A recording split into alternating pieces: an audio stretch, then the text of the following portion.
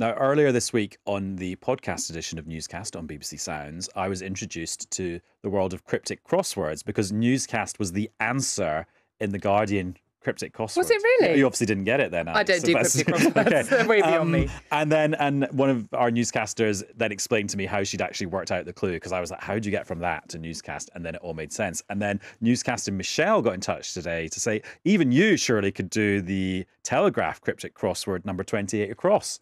And I've actually managed to do it. Well done. So the clue is reshuffle of cabinet roll for party, 11 letters.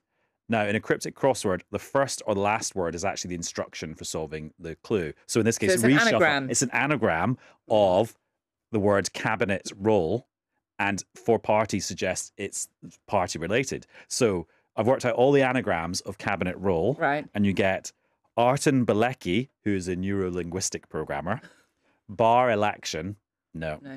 Or celebtarian, which I then looked up is somebody who is not doing it a lot. None of them are related to parties until you get to the fourth anagram, which is celebration. Ta-da! Well impressed. And that's the sort of genius that you will see deployed on this episode of Newscast. Newscast from the BBC.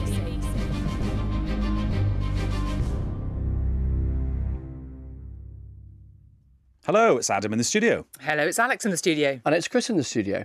I'm going to break the number one rule of making news.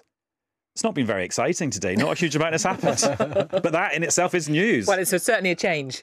My feeling sort of on, day 3 of the Rishi Sunak era is that it just all, the things that we're talking about feel much more normal already. Like sort of classic politics things. That's, I think, and they will regard that as mission, well, not accomplished because it's day 2, but the start of the project is how they want it to be, which is, to use the line from Michael Gove, the new Levelling Up Secretary, boring is back.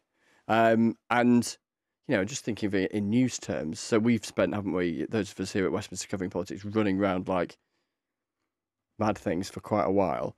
And, today, I was on the radio briefly this morning, but that was it, because there hasn't really been any news here. And it's gone from gale force, whatever a strong wind is, to the most gentle of breezes. But yeah, there are still things happening though. Yeah. So let's tick off what's happened today then. So the Suella Braverman reappointment controversy rumbles on, with the opposition parties trying to keep that alive, and the odd Tory backbencher saying, "Oh, we're not sure." So just a reminder, obviously, she was the Home Secretary who quit as Home Secretary because she broke the ministerial code, because she sent an email that she shouldn't from her private account instead of her work account, and then 6 days later she was back in the job.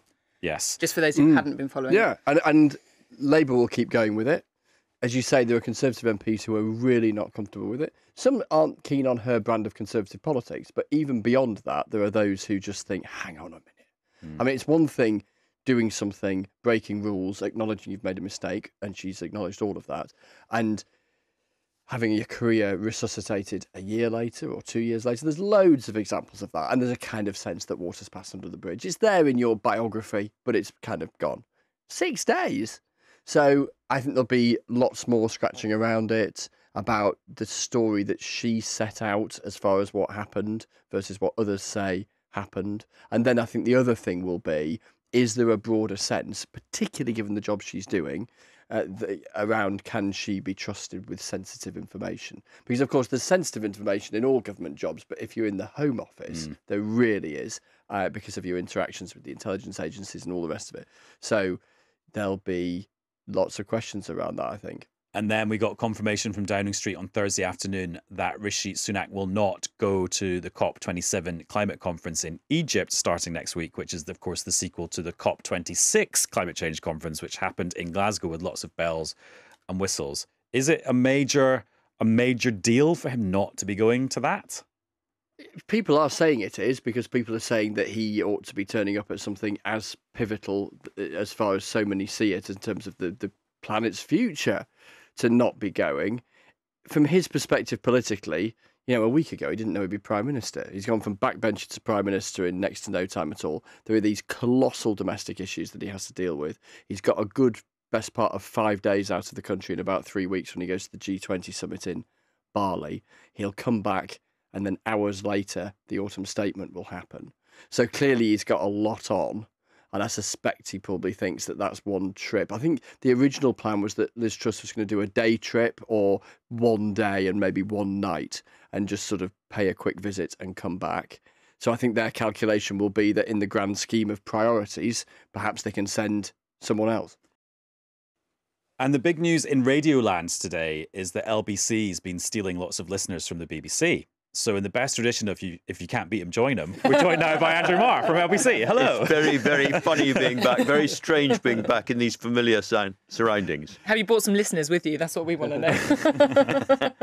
I wouldn't know about that. You're being much nicer than I thought you were going to be. I'm really kind of tongue-tied by that, but thank you. How have you found, so for months on end after you switched to LBC, every time I got on a bus, you were on the side of it. It was very embarrassing. Because of the advertising campaign that associated with your launch. And it was all about you getting your voice back, as you'd said about being beyond the BBC and being able to offer your opinion again. How did you find that? Well, it did sound as if my last year at the BBC I'd had laryngitis all the way through. But no, it's a really interesting question. I talked to Sheila Fogarty, who's on LBC and was in the BBC for years and years and years, when I moved over and we had brunch together. And I said, how do you move from being a BBC voice to being an LBC voice? And she said, what you do is every day you come in and you peel a little bit of BBC off. And then one day you come in and you peel a little bit and you think, oh, no, that's too much. And you stick it back on again. And that's quite a good way of thinking about it. I know, I'm not a ranty person. I'm not somebody who wanted to come onto the radio and tell people how to vote or that this person was disgusting or whatever. But I do like kind of fairly vigorous and aggressive analysis of the news. And I'm learning to do that much more. I was a newspaper guy before I came to the BBC. I'm really going back to being the gumshoe newspaper reporter with a kind of crumpled notebook in my back pocket that I was when I started in my 20s. And we've actually seen a classic example today, because on this programme, we just talked about the Suella Braverman situation, and we did the BBC thing of, like, some people say this, some people say this. Here's our professional analysis of some options of where the story could go. But on LBC tonight, you said, I, Andrew Marr, think she should go. I said I thought it was a whopper of a mistake by the new Prime Minister. And apart from anything else, this is a really, really important time for Rishi Sunak. These are the days when he can present himself afresh to the country and turn the Tory narrative around, and people can get a look at him for the first time. And the whole news cycle is being taken up by Suella Braverman. So in terms of presenting himself, it's been a disaster for him. Now, we've got, Tory MPs, we've got Tory ministers behind the scenes saying that she's going to have to go. This is a story that's not going away. I think we'll see more of the story in the Sunday newspapers, perhaps before that as well. Everyone's piling in. And I just think there are times in life when you just have to cut loose and you have to say, OK, this was an appointment I made. It's not working out. And just get rid of the whole thing as quickly as possible. And the way to do it, would be to persuade Suella to say, look, I've become a distraction. I don't want to be a distraction for this wonderful new Conservative government reaching out to all parts of the party and so on. And so I have decided to step aside. But if she doesn't, he has to show her the door. But you will know that when Liz Truss got rid of Kwasi Kwarteng in a relatively short space of time, there was a lot of flack for her about the judgment she initially had by appointing him. Is there a danger for Rishi Sunak that this just looks like a huge mistake that he holds his hand up to, and he has to ultimately take some of the responsibility for that, if indeed he thinks it is? You're absolutely right. He takes a hit. He certainly takes a hit if that happens. But is it better to take one quick hit and then everything moves on again, the news cycle moves on, or let this run for days and weeks ahead? And I would say better take the hit right up front. Let's take a step back, Andrew, from the specifics of the Suella Braverman story to where we find ourselves at the end of an extraordinary handful of months in politics, and an even more extraordinary last 6 or 7 weeks. I've been conscious that every superlative has kind of been maxed out. And I was warned when I started this job, be careful with superlatives because you run out of space. But hey, you've got to use them at some point. Warned by previous political editor A. Marr. No, it was James Landale. It was James Landale who a wise fellow. Be careful with the superlatives. But we've all used them in the last few weeks for good reason. But I want to put this delicate, but your heritage as a political reporter is greater than ours because you've been around for longer. So can you put this period into some sort of context? It's just been unprecedented, hasn't it? It's as simple as that. It's very, very like my early days reporting on Robert Walpole's first administration. No, I'm going to think of this. What was it like when America voted for independence? It was quite extraordinary.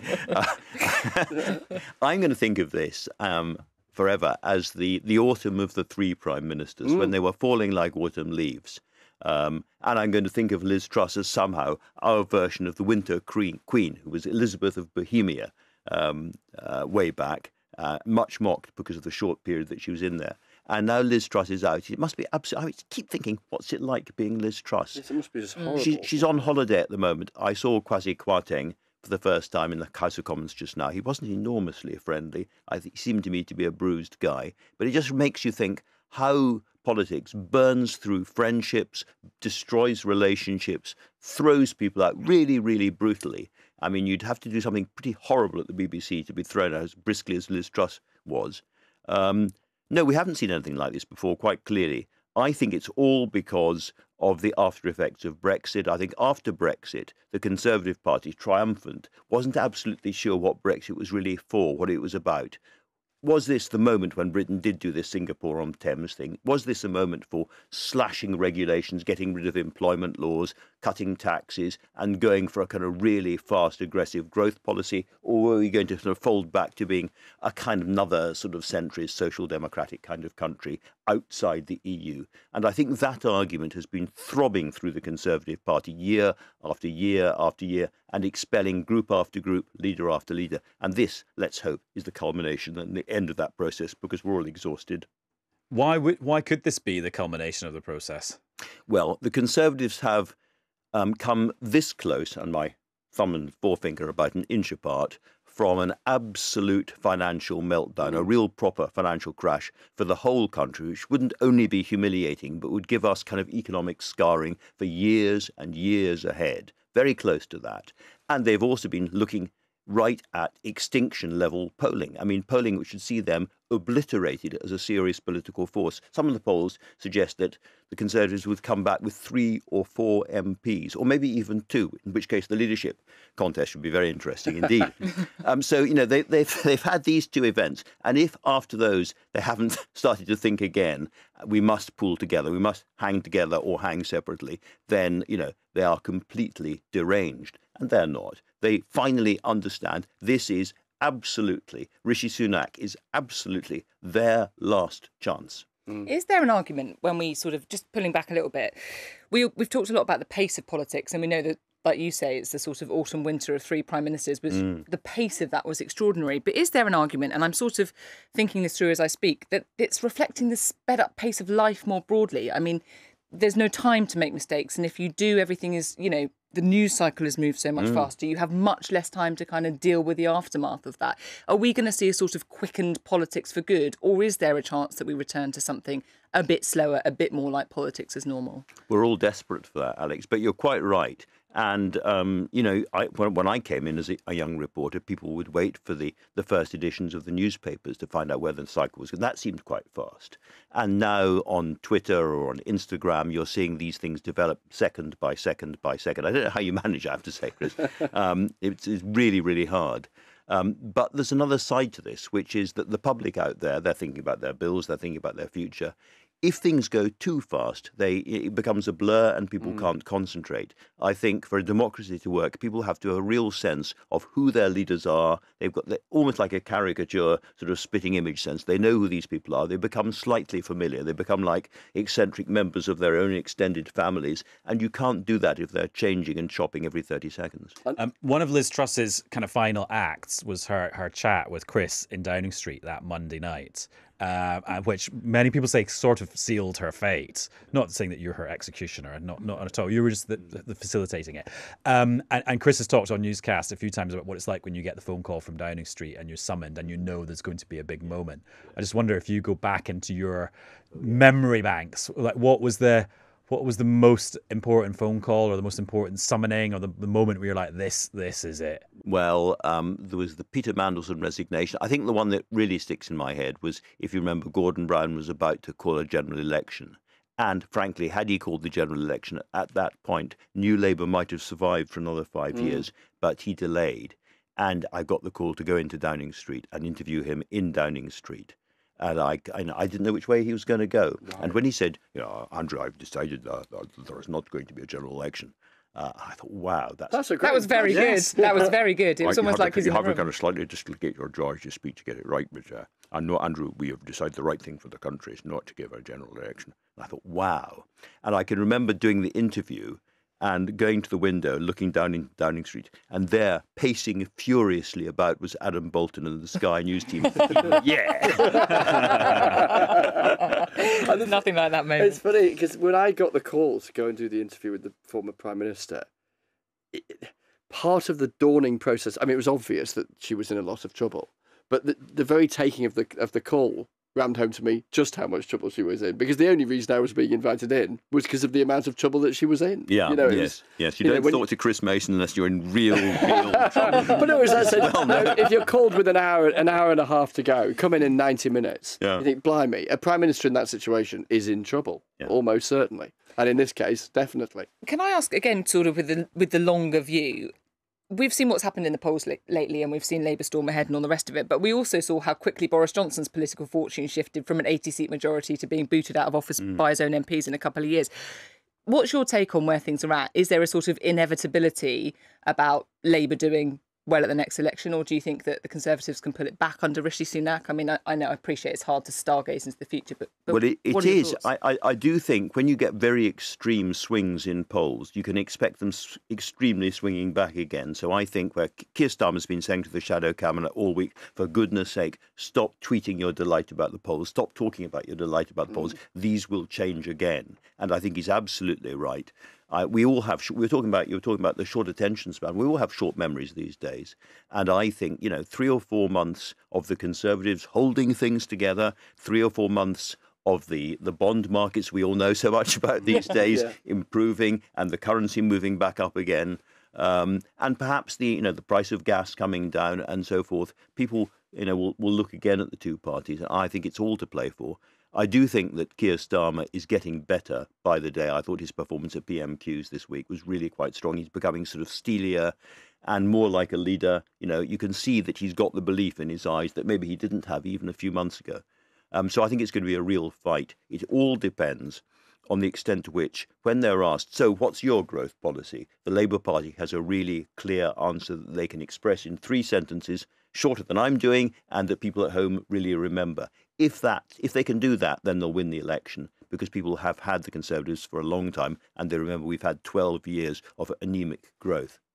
Well, I'm pleased to say we can now say hello to sort of Rishi Sunak, because we're actually joined now by Shri Patel, who played the then Chancellor in the new Sky drama about the COVID period, This England. Hello there. Hi, how are you doing? I'm slightly starstruck because I did quite enjoy the first few episodes of that drama. So thanks for joining us. What's it like seeing your character becoming Prime Minister?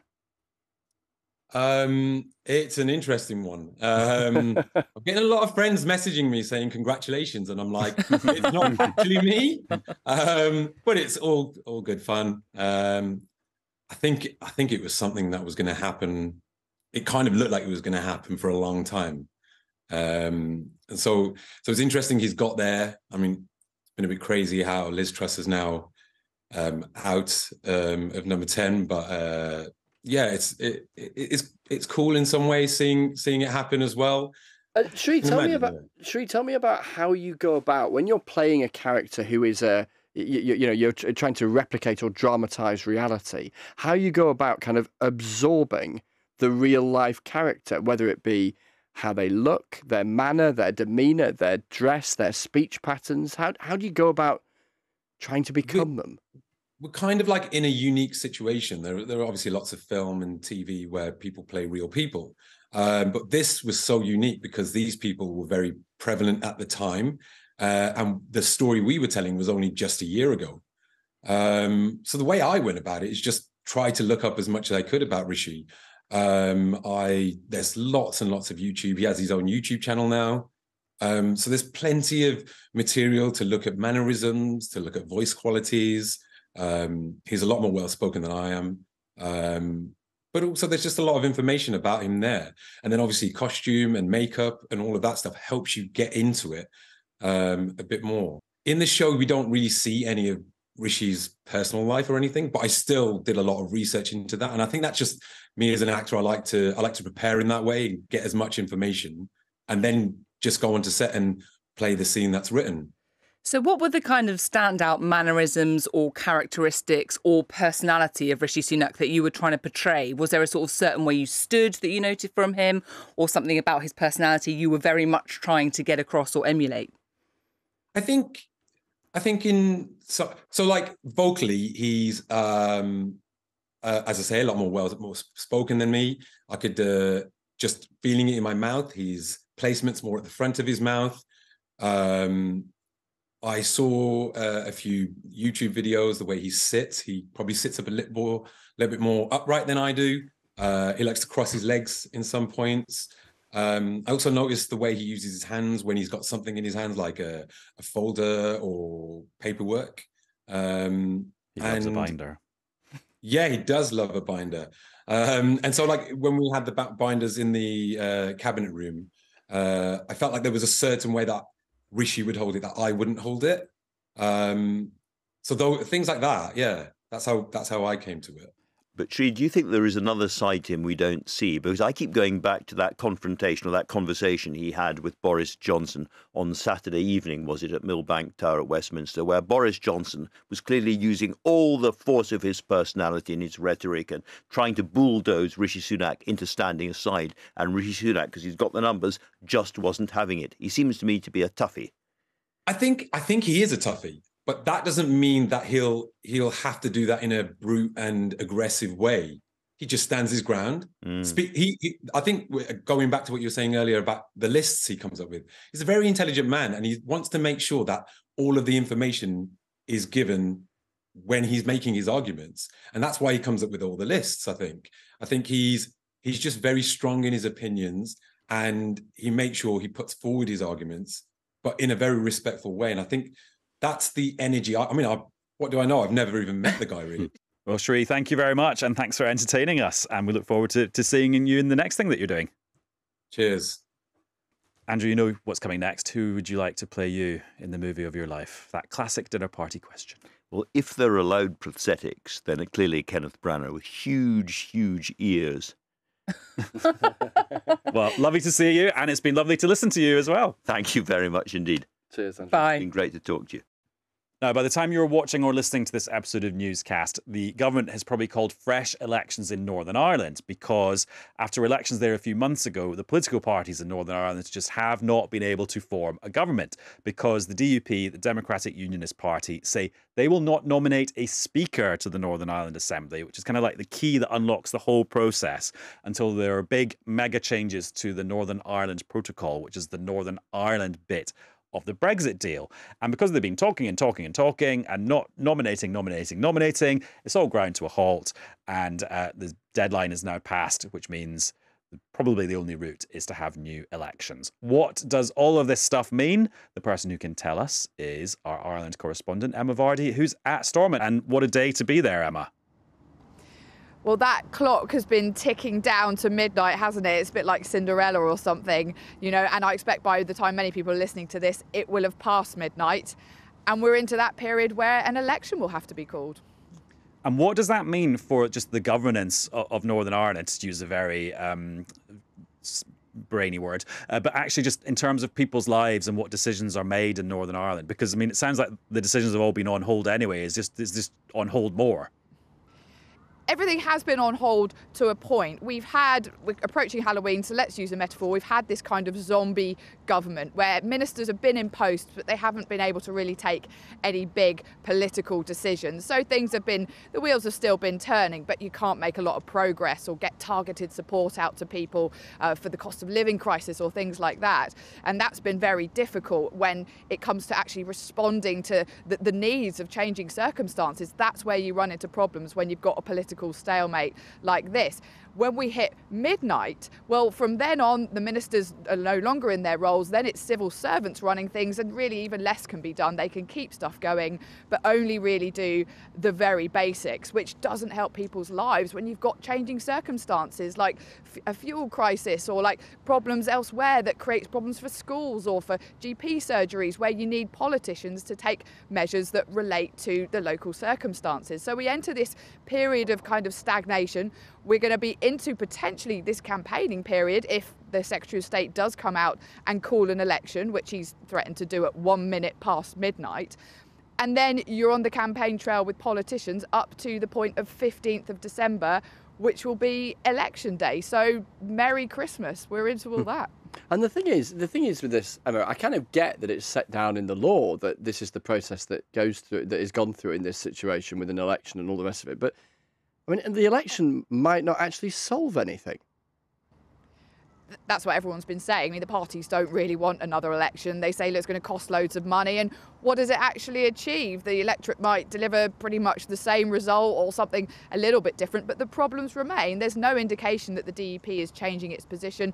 It won't go back into an executive unless it gets these bigger changes to the protocol. In fact, it wanted to see the legislation to override the protocol. It wanted to see that fully enacted before it said it will go back into government. So you're right, an election doesn't change everything. Everyone up there has been arguing that already. What might change something is getting some differences on the Northern Ireland Protocol. And of course, that's out of the control of the people that sit here at Stormont. That's all going to be decided between the British government negotiating with the EU. Emma, I know I'm asking you to be a bit of a pollster and do that quite difficult thing of reading the public mood of a whole place, and you've been in the US, but how are people feeling about this? Is there a sort of sense of frustration? Is there any appetite for an election? When they watch how things are unfurling at Stormont, what's the sense you're getting from people? There's huge frustration. You don't have to go far. Stop anyone on the street, ask them about a stalemate at Stormont, and they're tearing their hair out. But they were also tearing their hair out a few years ago when this happened back in 2017 and we had another political crisis then. So loads of frustration. But what does that turn into when people come to the ballot box? Well, actually, voting habits are pretty well ingrained here. A lot of people will still go back and vote for the old nationalist, unionist parties. But what we have seen in the last couple of elections, particularly the last election, was more people moving to the centre ground, voting for the cross-community party, the Alliance, who are now the third biggest party. And we also saw the DUP particularly losing votes, but we saw them losing votes with people moving away to a harder line party, the TUV, who are even harder on the Northern Ireland Protocol. So the message that the voters send back from an election doesn't really help solve the problem. One argument that is getting louder, though, with all of this is that the Alliance Party, that centre ground party in Northern Ireland, is saying, look, this cross-community power-sharing mandatory coalition that was set up because of Northern Ireland's history of conflict, well, it's getting out of date. It doesn't work for people anymore. That was set up when almost everybody was voting either unionist or nationalist. But now we've got this growing centre ground.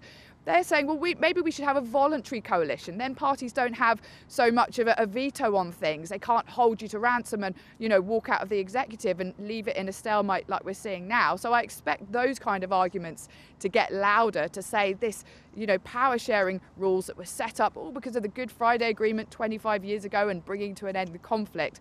They're getting out of date, and this political crisis will just fuel those arguments even more. The thing is, though, that'd involve, wouldn't it, a kind of wholesale rewiring of how Northern Ireland is governed. And given that the current governance model, even though it has clearly all sorts of potential problems with it, or levers that can mean that the whole thing gets suspended, underpinning all of that is kind of the Good Friday Agreement, which is the kind of centrepiece of the peace settlement of 20-odd years ago. So that rewiring that some talk about would be mighty hard to pull off, I guess. And that's all from this episode of Newscast. Thank you very much for watching and listening. We'll be back very soon. Bye. Bye. Bye-bye. Newscast from the BBC.